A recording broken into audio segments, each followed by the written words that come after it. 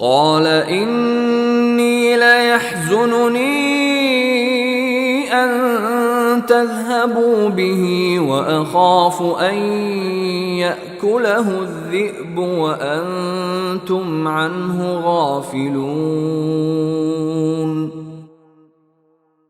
یعقوب نے کہا تم اسے لے جاؤ گے تو مجھے اس کی جدائی کا غم ہوگا، اور مجھے یہ اندیشہ بھی ہے کہ کسی وقت جب تم اس کی طرف سے غافل ہو تو کوئی بھیڑیا اسے کھا جائے۔ قالوا لئن أكله الذئب ونحن عصبة إنا إذا لخاسرون۔ وہ بولے ہم ایک مضبوط جتھے کی شکل میں ہیں، اگر پھر بھی بھیڑیا اسے کھا جائے تو ہم تو بالکل ہی گئے گزرے ہوئے۔